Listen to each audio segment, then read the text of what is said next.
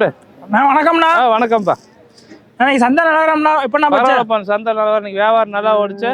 மாடுகள் நல்லா பெரிய பெரிய மாடு நிறைய எடுத்துருக்குறோம். சரிங்கண்ணா. பாதி மாடு வண்டி ஏத்தியாச்சு, மீதி மாடு இருக்குது. எல்லாம் வெயிலுக்கு முன்னாடி ஏத்துனால வெயில்ல நிக்குது.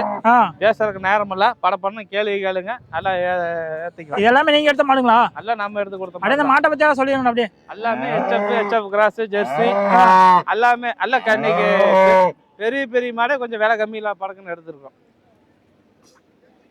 எல்லாமே என்ன பால் தரணும் எடுத்தீங்க?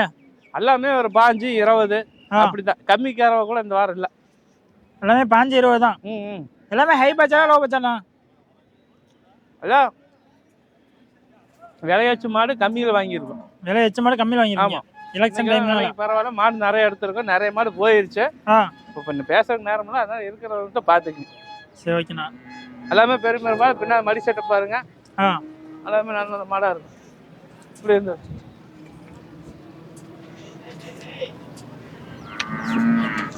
இந்த மாடுல ஒரு நேரத்துக்கு எவ்வளோ கறக்கும்? இதெல்லாம் ஒரு நேரம் ஒரு 6-7 கறக்கும். 7 லிட்டர் 8 லிட்டர் கறக்கும்பா.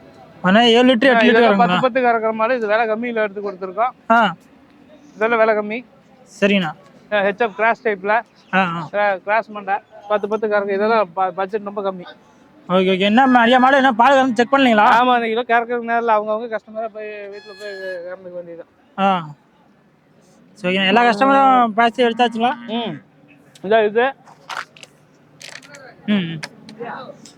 அப்படியே இந்த மாட்டை பத்தி சொல்லிங்க. இந்த மாடு என்ன டைப் என்னன்னு? இது இந்த மாடு இதை ஃபர்ஸ்ட் வாங்கின மாடு.